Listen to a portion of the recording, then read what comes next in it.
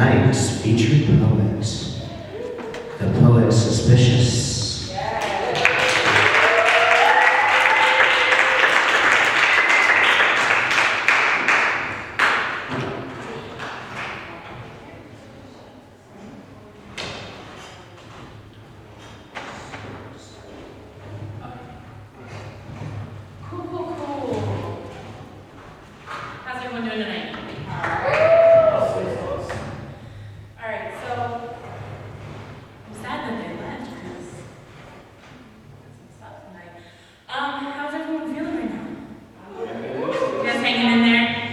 Weather got everyone sleepy. Anyone, do you guys live in Canton at all? Anyone ever been to That's a Wrap? Yes. We just went there. Oh my gosh, we're so full. That place is actually really good. Anyways, I like to do more intimate sets when it's more intimate crowds, so I'm going to give you a lot of me along with my poetry.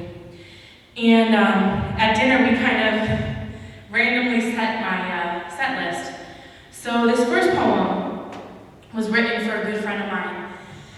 And it's written for men who have loved hard and lost. And I do this every time, just sending out positive vibes to the men in my life that, are hurting from, women leaving and things not working out. So this is Even Angels Cry. Every time I see him, I want to tear out my eyes and give them to him. Go blind for life just so he can see his own beauty. I want to know he knows how marvelous he is, that his talent is boundless and he never ceases to amaze me. I want to take him in my arms, heal his heart anew just so he can smile again. How do you convince perfection to know itself? He doesn't believe me when I say it's okay, so I will go to the ends of the earth collecting raindrops like pearls, bring them to him and say, see, even angels cry. And I will wipe every tear from his eyes until happiness replaces the hurt. Yes, you loved her.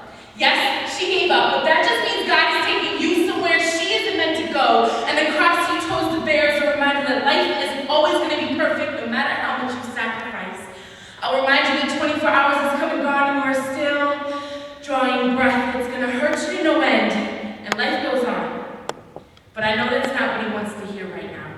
So I'll weave brightest moonbeams into a hammock, stuff sunrises into a comforter, and offer his soul a place to rest. Because even beauty cracks sometimes. But what lies beneath is the overwhelming need, but what lies beneath is the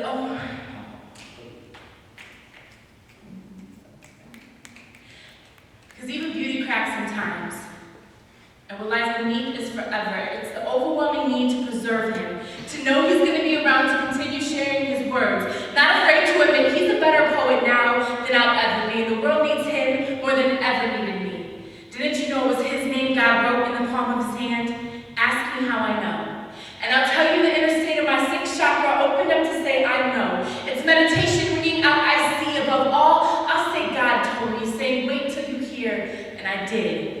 Heard love wrapped in syllables, followed by pain in stanzas, when suddenly something rang out healed.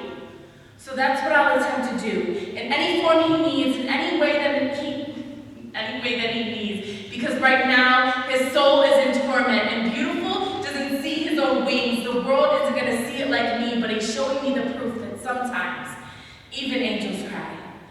Even angels cry. Thank you.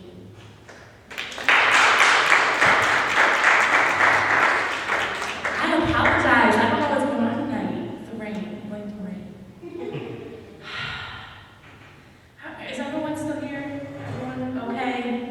Chilling? Everybody's quiet? I know it's a small crowd, but... If you're not here, say so. Right. The energy, we feed off it. As poets, we feed off the energy. So, I'm asking for the energy because I don't have it right now. All right. This next poem I wrote is an interesting one. It's about poets being with poets. So,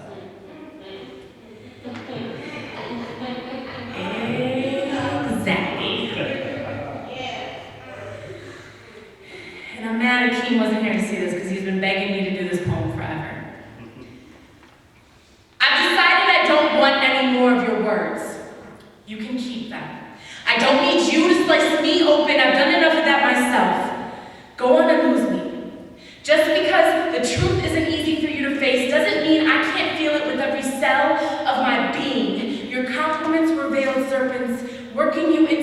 veins just so you could have my body. I hope you enjoyed it. Lie to yourself, say it was to make me feel good when I would have felt better just laying there embracing. But you didn't want to hear it, and I just let you in. I know it was my fault letting it go this far, believing love could mean something, forgetting that love isn't enough. This is the problem with poets being with poets. There is always too many words between them. What you seem to fail to understand is that I wasn't created by Parker Brothers. I was bought with the blood of Christ, so you can't use me as your personal Scrabble board. The space trying to come up with the best combinations of words for the highest possible score won't work with me. The spaces I need to fill don't have room for your meaningless vocabulary, and you can keep, I'm sorry. I refuse to cater to its lies. Sorry is the one word I can't use anymore. Then you, in knowing this, use it like it will be the heal-all of my broken heart. Truth is, maybe you never offered anything you weren't willing to give. Instead, masterfully played me, reducing me to that Scrabble board, and then you called me Angel. We laid down together and gave birth to this giant that has come between us. Hurt each other in all the wrong places, then loved each other to all the right ones. The offspring you have left me with crushes a new part of me every day you're not around, and I have no more words for you. Nothing but pain fills my mouth, so I just choose not to speak. You ask for I love you as if it's something my soul hasn't done from the beginning. Keep your words from now on. I have no need for them. They can't take away what we've created, so while I live with the emptiness, you sleep warm at night, because soft blankets must be easier to sleep with than nameless giants. In falling for you, I've lost my wings and learned there's nothing beautiful in being broken, nor are there words strong enough to heal that pain.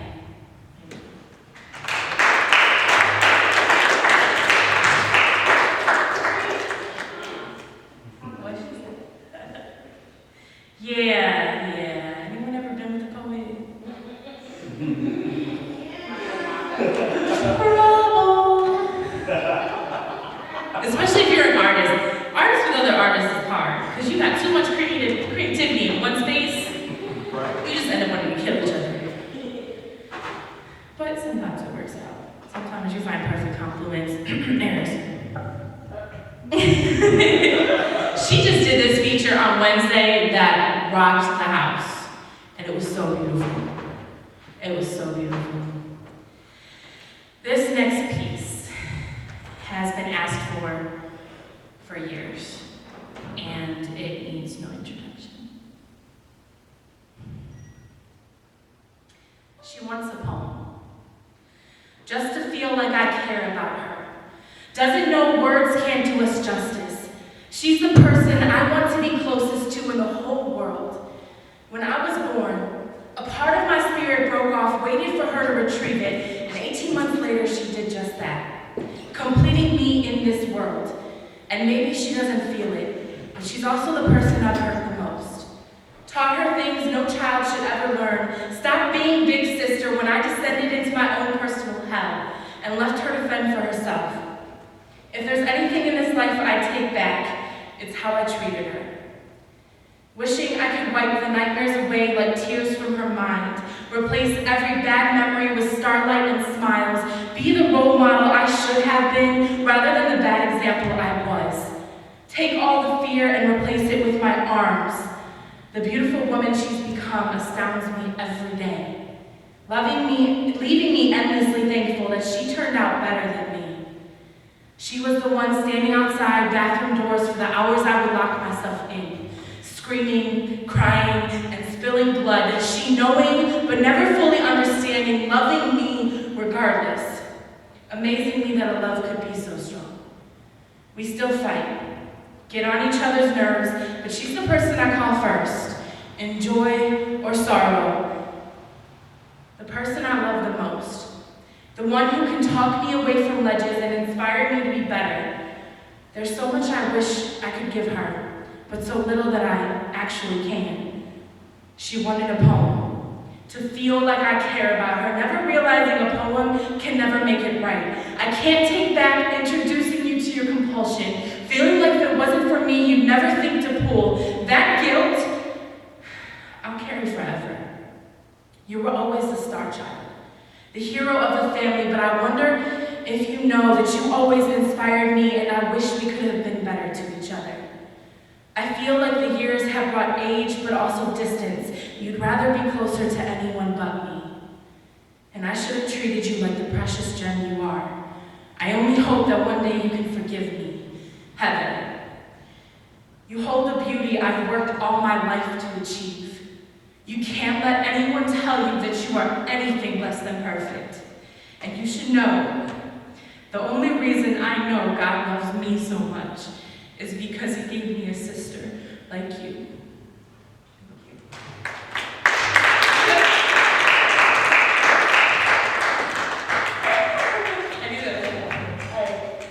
So that's my sister, y'all. I've been doing poetry since 2003, and that's the first poem I've written for her.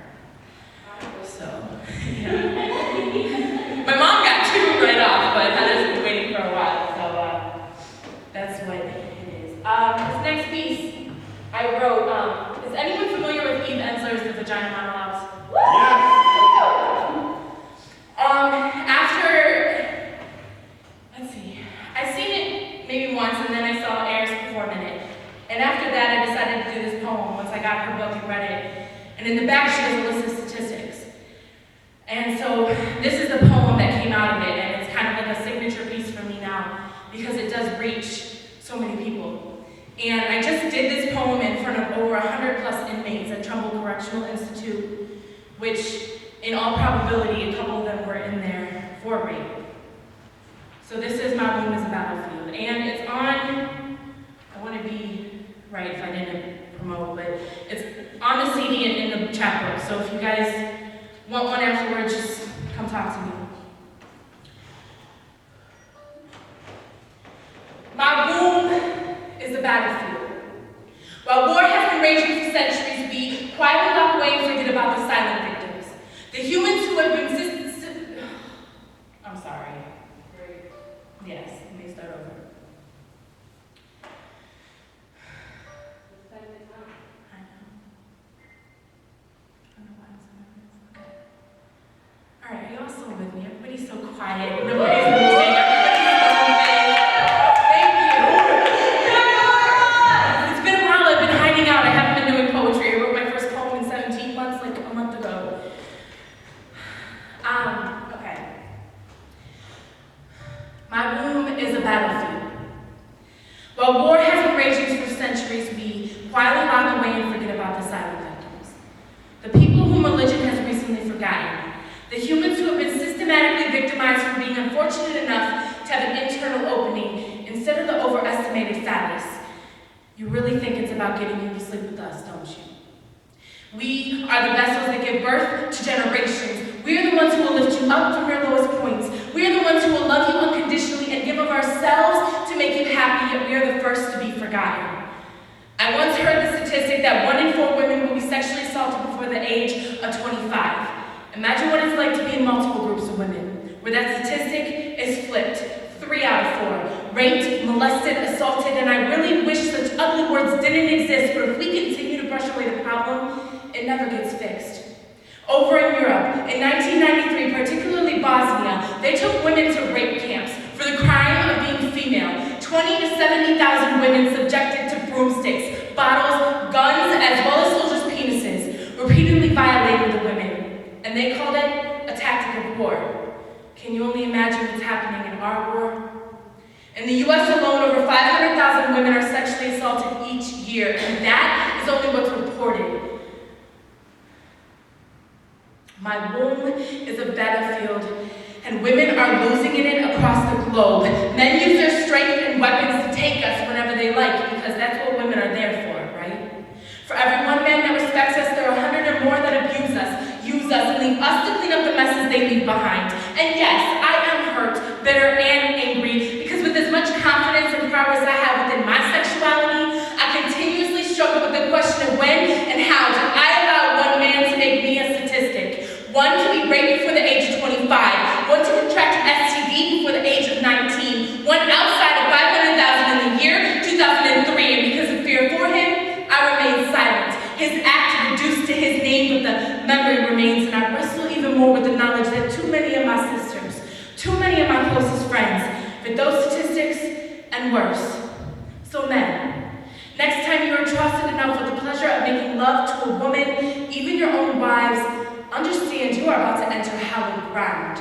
Because our wombs are battlefields, and in letting you within, we are trusting you with our most sacred treasure. Praying you won't make us another statistic, wishing we'll be treated with your utmost respect, and hoping you'll help us to win this raging war that continues across the globe in the battlefield we call our wombs.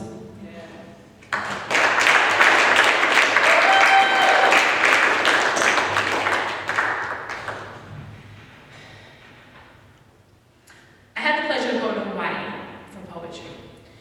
And in Hawaii, we did a workshop on similes and metaphors. And this is the poem that came out of it.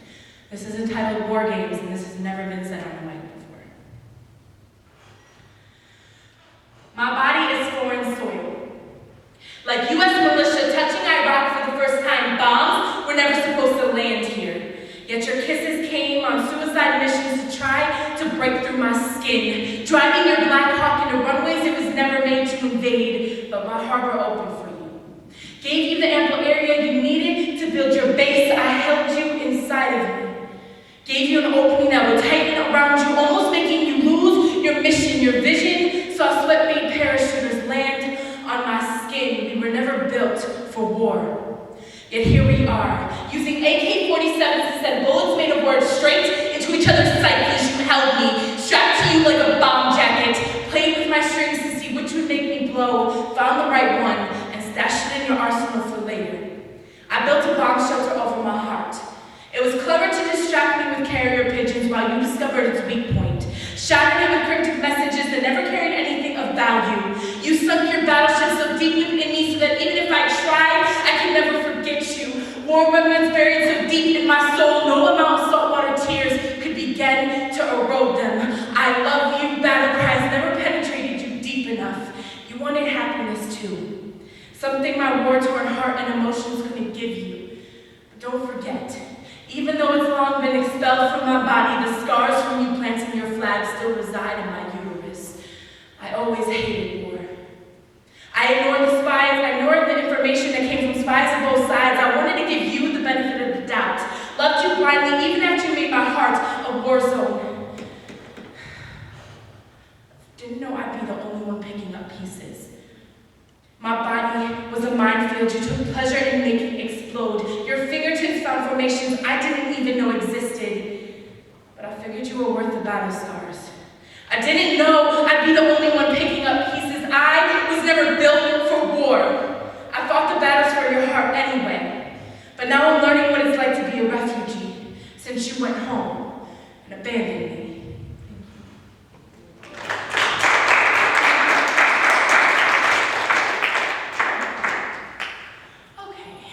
Can I do 3 more for you? Can you hang in with me for 3 more? 3 more, and then we'll slam it out. You guys ready for this slam? Huh? I don't have that memorized anymore. Yeah. You suck. Okay, who's slamming tonight? Who's slamming tonight? 1, 2, 3, 4, 5. Sweet. 6. Sweet. I'm excited. Okay. Okay, so we're gonna switch up. We're gonna skip Broken Little Girls tonight so that my mom can hear her favorite poem. This next piece is one of my close friends' favorite because he actually got to see it come to fruition.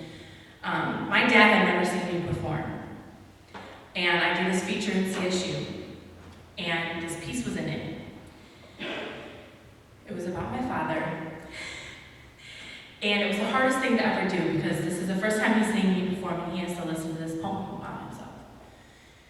I started sobbing on stage during this poem, but we pushed through it, and at that moment, the room, it was just amazing. And this is why I do poetry. I do poetry because I want to reach people. I do poetry because I want to heal myself, and I do poetry because I love to write. And Eris is the reason I got into performance, and I'm just loving it. And I thank you guys for being here tonight, and I'll stop talking.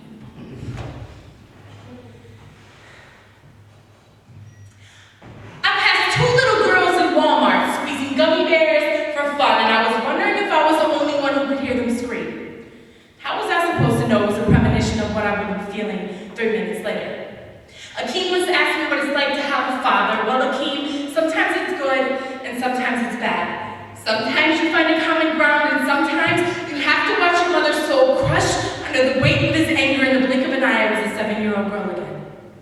Silently crying on a bottom bunk, listening to the screaming, praying to God to save me, but knowing life is all about choices. And within the hour, my mother was going to make one of two. Go to bed, or wake me and my sister up to get in the car, and more times than not, it was the car. Driving to her friend's house to talk of divorce and pain, and I would still silently be praying, just end it now, because promises don't hold families together. And by the age of 6, I had bags of my father's. He is the reason I hate the word sorry, because sorries tear pieces of your soul out. Sorries mean crack when you're learning to love. Sorry means you're going to keep on giving second chances, and sorry means you're going to keep on settling. 27 years of marriage, and I'm their 23-year-old daughter in Walmart, trying to get my parents to stop, because my father is taking his fears and insecurities out in the form of anger on my mother, whose tears are forcing themselves out of her eyes because of you treat me like dirt one more time. I've got 17 years of one more times in my memories. Fathers, absent or not, are the basis for our baggage. They teach us to hate ourselves because either they wouldn't stay or we're nothing but a disappointment. My parents taught me a little too much at times. Because of them, I can use words like daggers, the right length and sharpness at the precise moment to cause the most damage to a spirit. But they also taught me how to hide it, because no one needs to know what happens between our home's walls. So I will tell you this again. A father's arms will keep you safe in this world, but his expectations will be impossible to live up to. His love is there, but he will always be distant. His promises aren't always kept, and I've got enough sorries to last lifetimes. You'll love him unconditionally, but his fear and anger will leave you feeling like those gummy bears crushed, but no one will hear your screams, and sorry won't let you slip the net. Your father was strict enough to drive made a whole lot of time you at the side of his car window, pass out for the night. Or the day he looks into your eyes, tells you he wants to die, take himself out of his life, knowing you, his oldest daughter, will be there to find him. No. Sorries don't make good bedfellows. So these stories have me thinking that maybe sperm donors are better than husbands. Because I don't want to pass on sorry to my children. I will raise them to be forgiving and never teach them to hang their faith on a sorry. Because everything in this world has the ability to break your heart. And fathers, with their sorries, are no exception.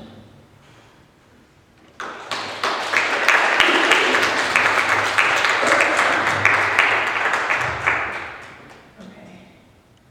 This poem needs changed. But it's in the chapbook, it's on the CD, it's a lot of fun. And it's called Don't Call Me White.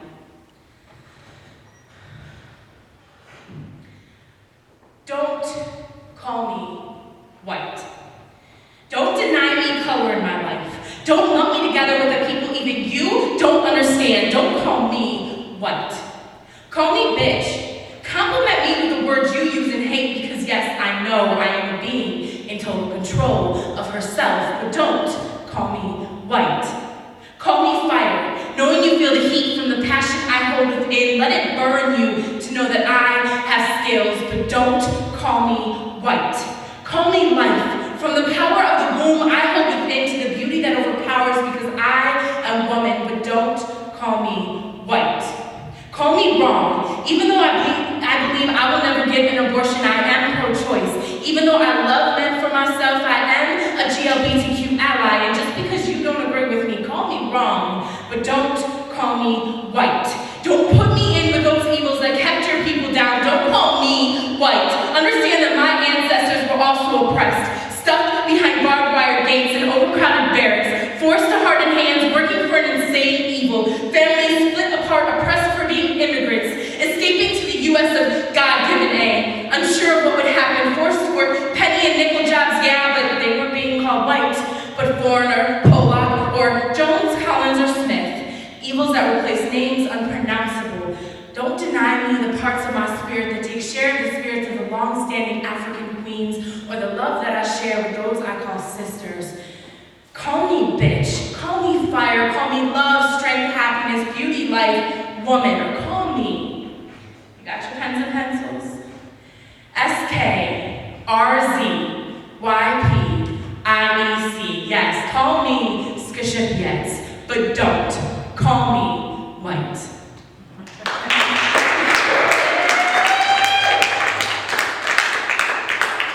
Okay, this is the last one. Thank you guys for hanging in with me. Thank you for giving me time to share.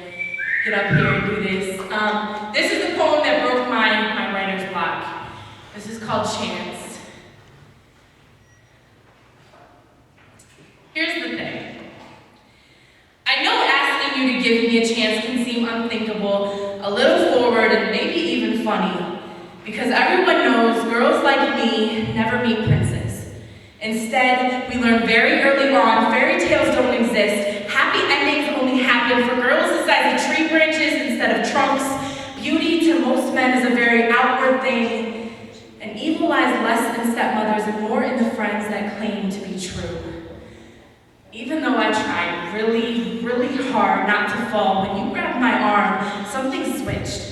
You made me feel like you don't judge me, that somehow I may be worth more than what I've been settling for, and truth be told, I'm sick of accepting trash when perfect people like you walk into my life. How do you expect me not to want to hold you forever? I'm not easy to love. I won't pretend that everything is laughter and witty words that I spin a little too easily these days.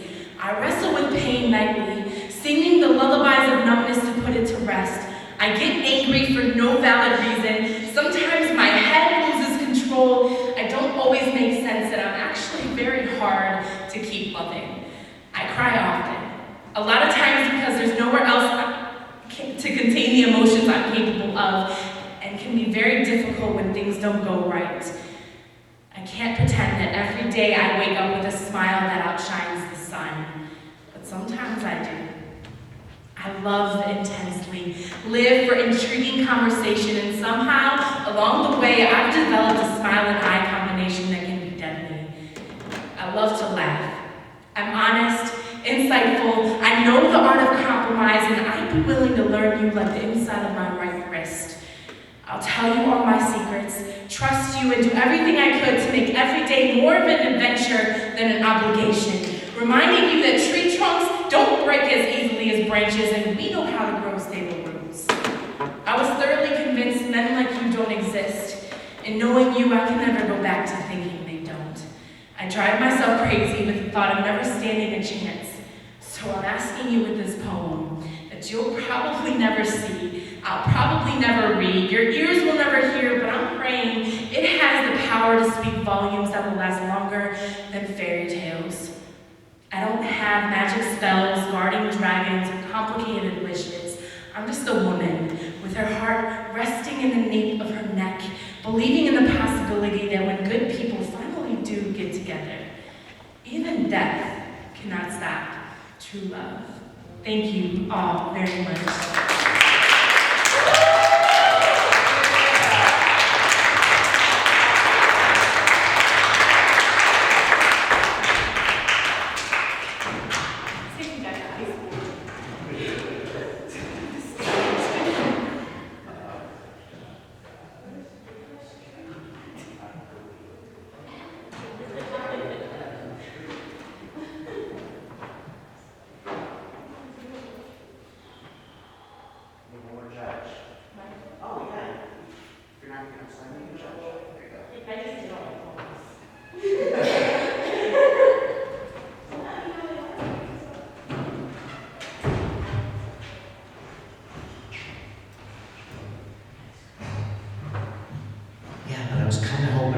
You to slam just to get you in the running for the team.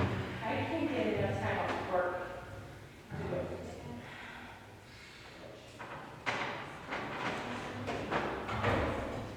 Kind of the boat I'm in, that's what sick days are for. All right.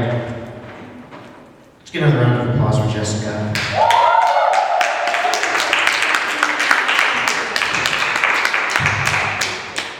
Now we come to the poetry slam.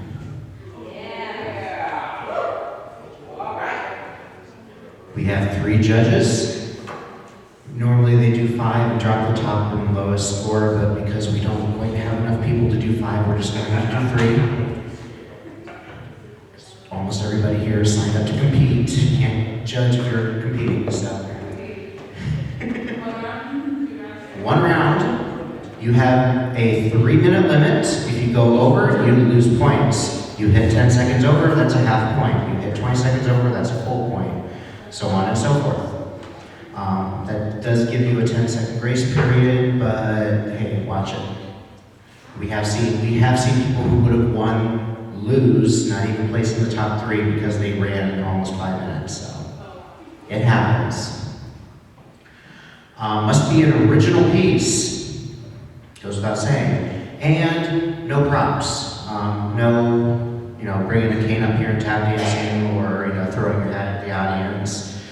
One of these days, I'm actually going to do that just to see who flinches. Judges, you're giving me a score from 0 to 10. 0 being, dear poet, don't ever pick up a pen again. 10 being, oh my God, I want to have your children. You can do 1 decimal point. Please don't use more than 1 decimal point. Please don't give me a score of pi or anything weird like that. I'm a writer, editor. I'm not a mathematician. Theoretically, half your score is going to be based on the poem itself, the other half on the performance. I'm not asking how much of the score is what.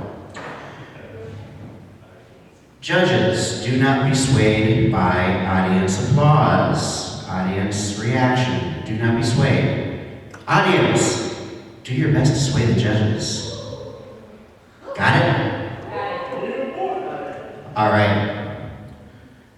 I'm going to have to run back and move the camera. Our first competitor of the evening, Peter Hessman.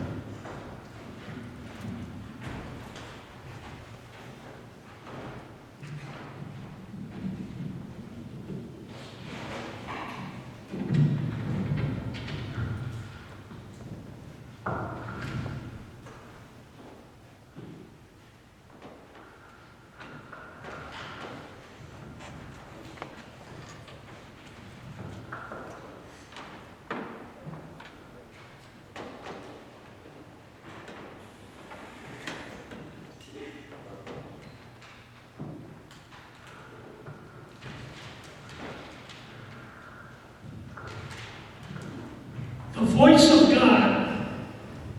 God speaks to many people, so it has been said. In plays and movies, books, fiction, non-fiction, when God speaks, his voice is loud, booming. How do we really know? How do we really know God, what God's voice is? How do we really know what God's voice sounds like? What if we were wrong about God's voice? How powerful would God be? How much authority would God be if his voice was high like Mickey Mouse's? Imagine that someone has done something terribly wrong, sinful, mocking God, laughing at God, dark clouds almost black on the horizon, moving closer and closer, then lightning, huge bolts, blistering the earth, wind of hurricane proportions, thunder louder than anything you have ever heard before. Then a voice, like Mickey Mouse says, "I am God, Just imagine. Thank you.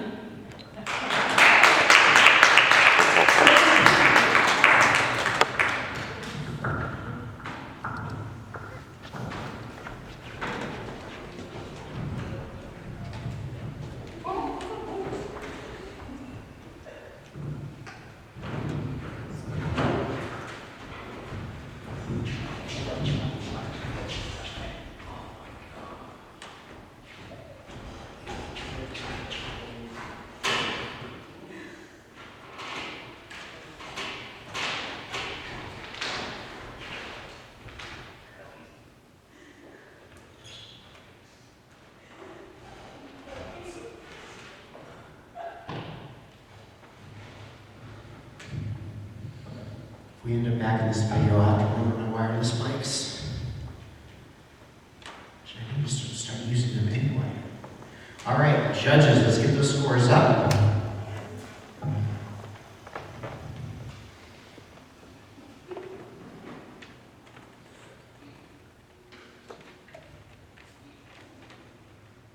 All right, from low to high, we have a 5. We have an 8.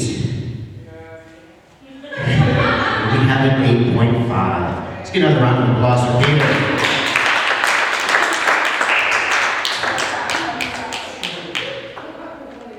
Next up, Eris Dyson.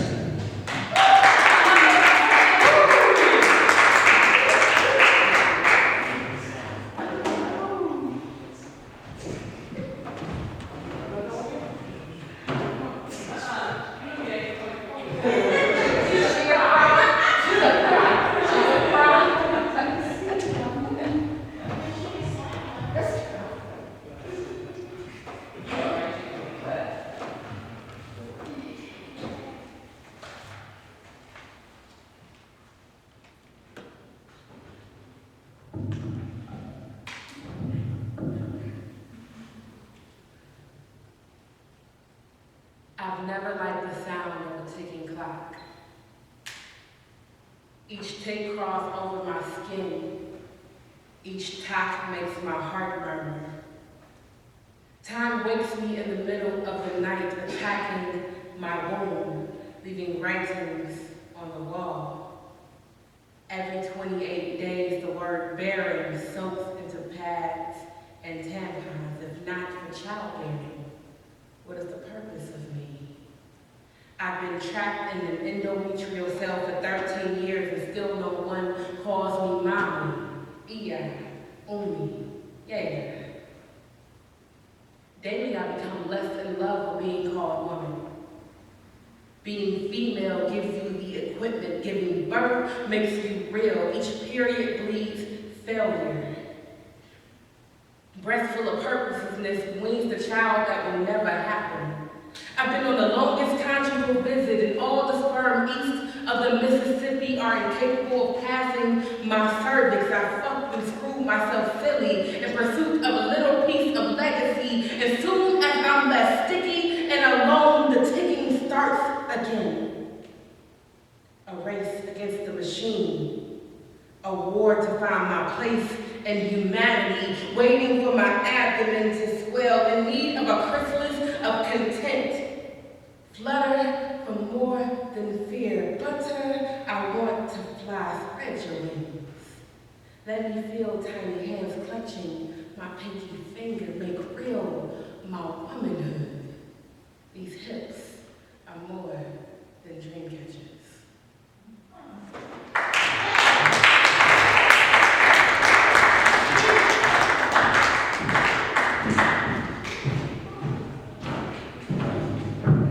Anybody wants bottled water, since we don't have a cafe or anything here? I got bottled water up at the corner of the stage. Feel free to grab one.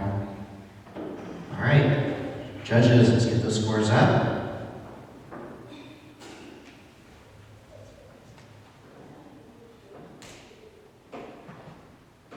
What was yours again? All right.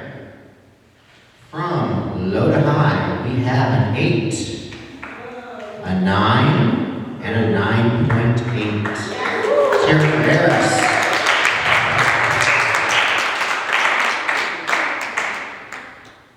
Next up, Arija.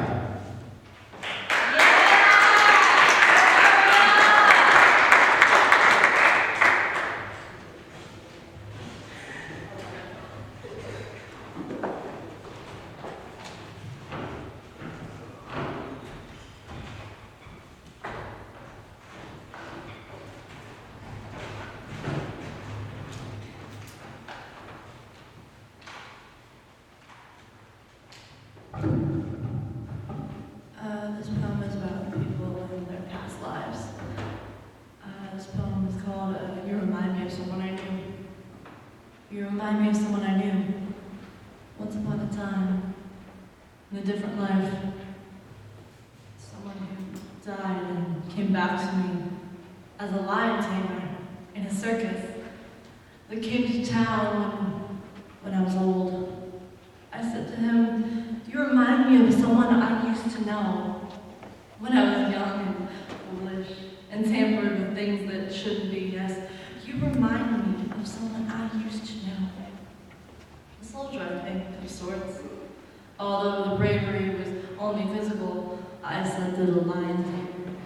With a hummingbird on my shoulder, flutter, flutter, went my heart. I think I know you. I think I know you, he said. Darling, I loved you, but darling, I killed you.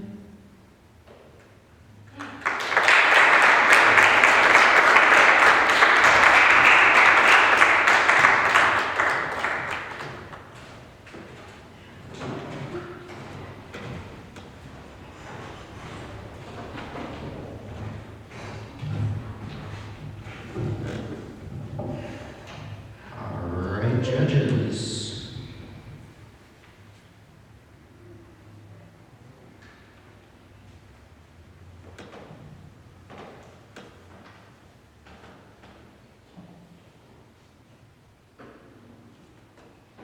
From low to high, we have a 6.8, a 7, and an 8. Give a round of applause to Arija.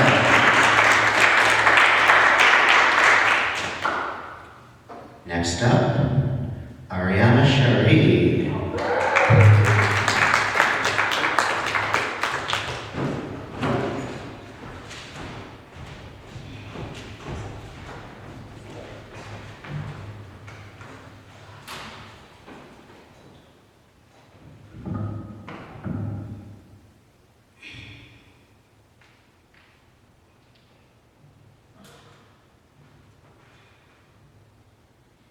Yesterday was a really good time to cry.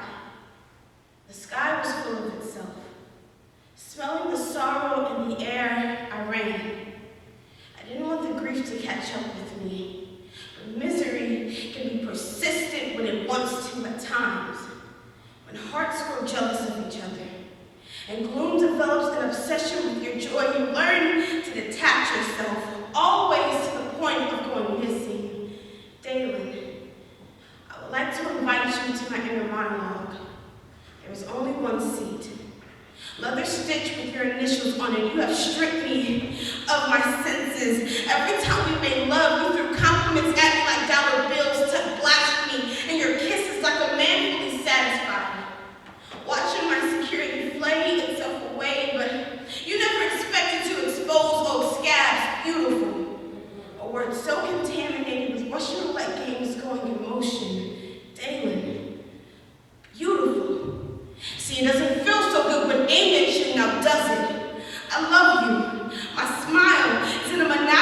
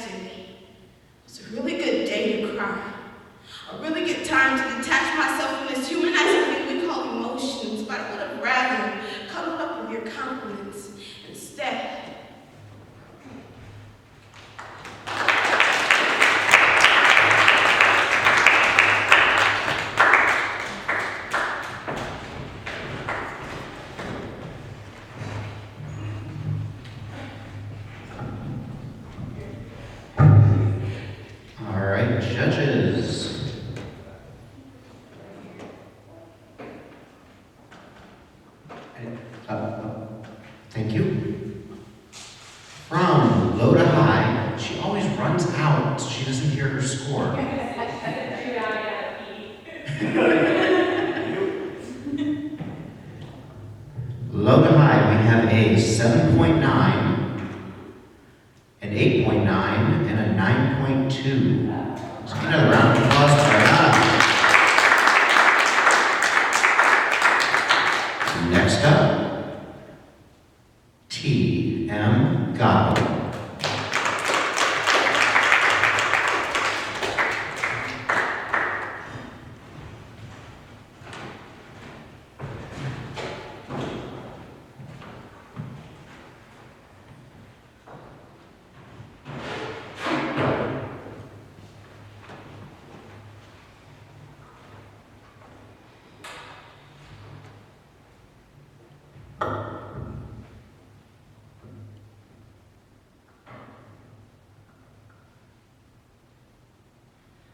Your 1,000 blue lanterns melt the blue light down the blue walls of the smoke-filled valley, melting a song from your head to your tongue, melting glass onto marble slabs and flickering, amber frozen here in August, this land of joy and pain. I can see, hidden in the corner, watching the landlocked parades of red flags, watching while the tea tree Armageddon surgeons balance their war crimes on rooftop banisters, watching the puddles of chrysanthemum promises curl around your ankles because you're always chasing a wraith beyond the pastures of bamboo grass, but nothing more than a wraith. You know there is more than this clink of crystal goblets and the slow extinction of the ash trees, but instead you dream of the bricks your blood will build and the Elysian sense of mint and clover, even though I tell you to stop. And I always tell you to stop.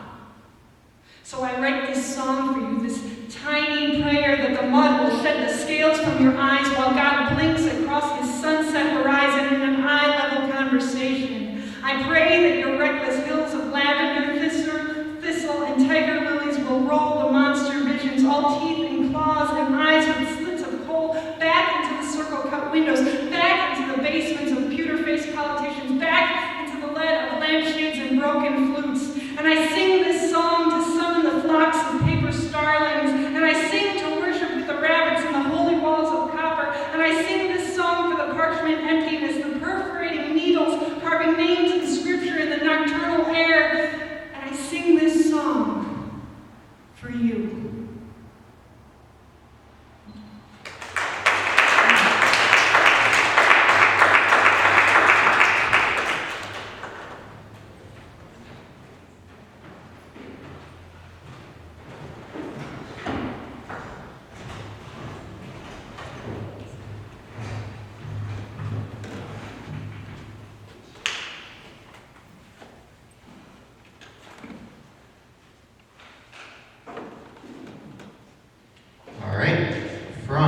Low to high, we have a 7.5, an 8, and a 9.5. Let's get another round of applause for Cheree.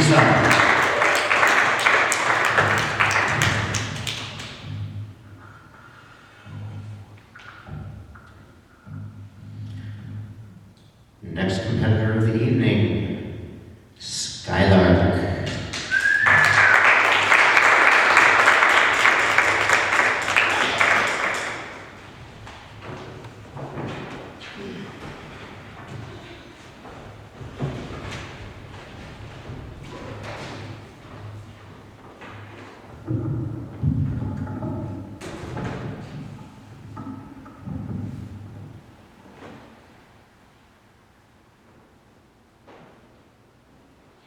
He wrapped his fingers around my neck, screaming. He dug his grubby fingernails into my sweaty skin, pleading not to let him go.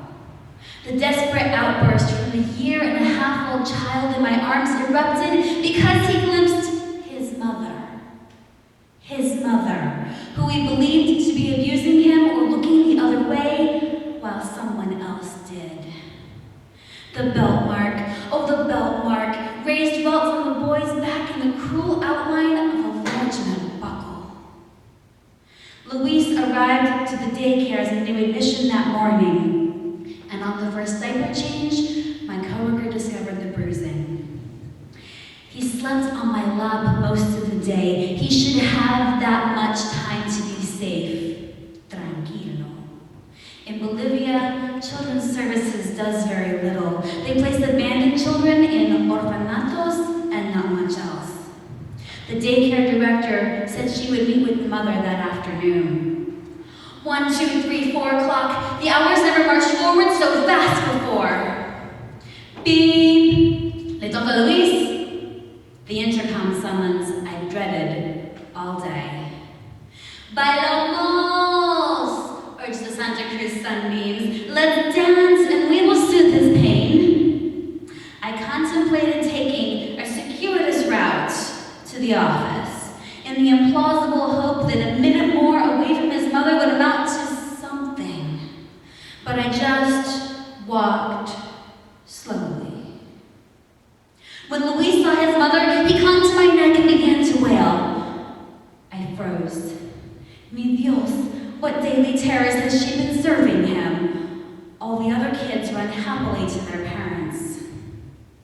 I bent down to stand Luis on the floor, but he kicked his legs back and forth, tightening his grip and crying, no, no, no. I turned to the director, Lucy, and she reached out to take him. I pried his fingers loose from my neck and eased him into Lucy's arms, and then the hardest moment of all, turning my back and walking out of that room. I tried to tell myself that Lucy would handle everything, but I knew she couldn't do much. Her hands were bound by parent-favoring laws and politicians who minded nothing but bribes. If ever there was a country whose children needed los políticos on their side, it was Bolivia. My wooden feet could barely carry me to the closest bathroom. I felt hollow, ineffectiva. After my emotional release, I tamped my heart back down and I returned to the toddler room where 15 more Boliviano children waited for their parents. And I appreciated these parents more, for despite their flaws, they cared for their children. I prayed Luis's mother would learn from them. Muy rápido.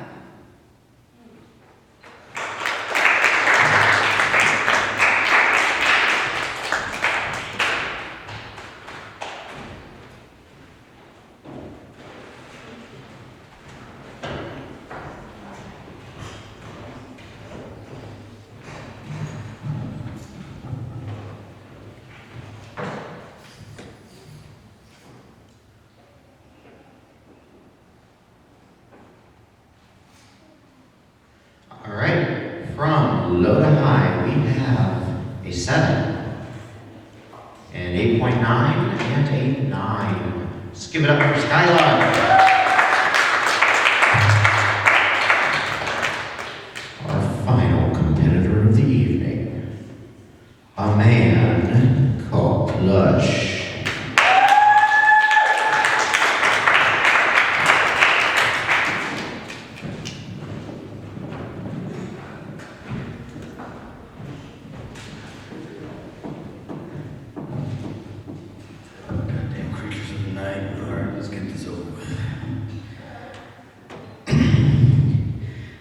Eyes made of deep honey almonds, dark chocolate black, center irises, pale skin of creamy vanilla, and lips laced with strawberry kisses. Curves rolled out from dough while black icing makes out her hair. Smiles curled into a mischievous kitten's tail. And all she knows is hell. Oh well. She has cause for worry because she sees my adoring appetite as unnatural. But is it really my fault that she just so happens to be composed of all my favorite ingredients?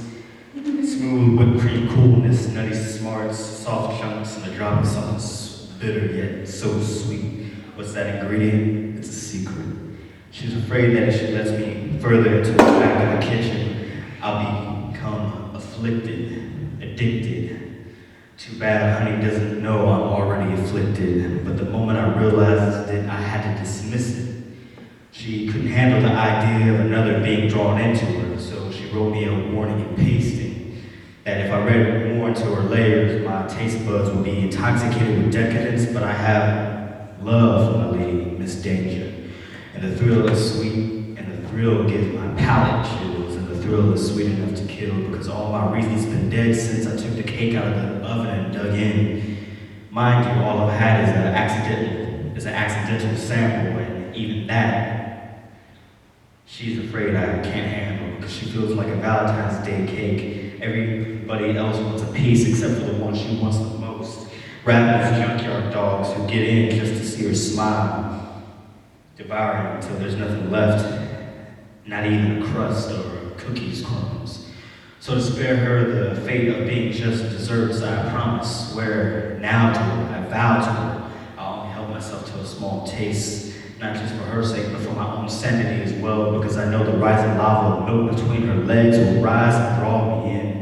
My lips will instinctively be greedy as they trace similar circles from the pink lemon drops of the nipples. Ivory breasts rise and fall and swell like bread, and my heart fills itself with a lustful dread, for the true death welcomes itself from the kiss of her wicked lips.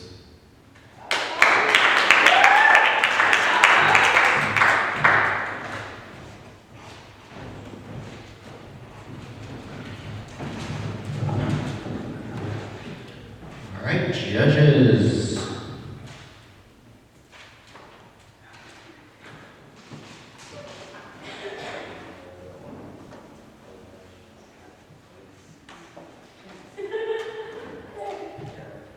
All right, from low to high, we have a 6.9, 7.5, and an 8.2. Let's give it up for Plush.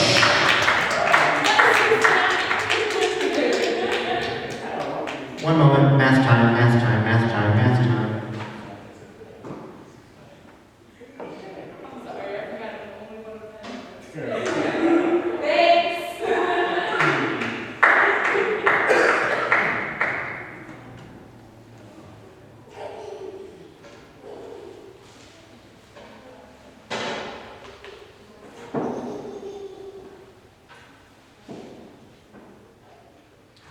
All right. In third place, taking home $20 thanks to Arts in Stark, T.M. Göttl.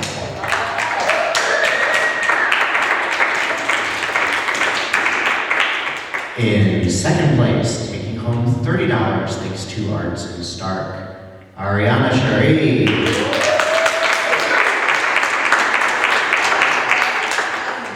And March's Canton First Friday Poetry Spectacular Slam Champion is Eris Dyson.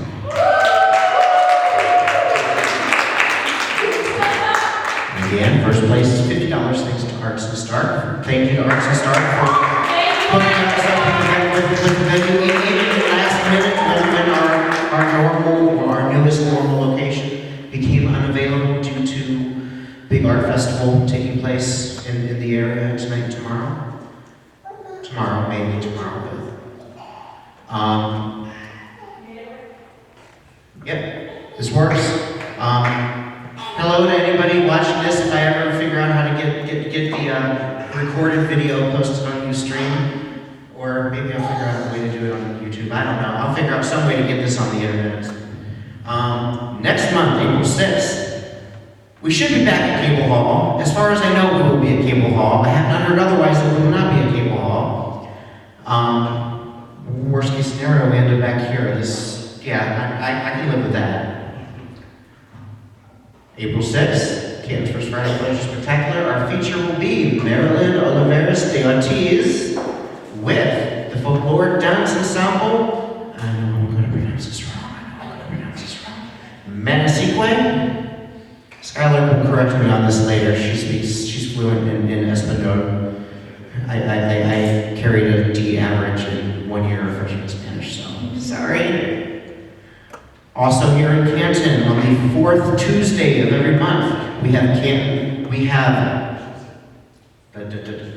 other show. Stardust Poetry at the Karma Cafe, hosted by Miss Skylark. Karma Cafe is the former Arabica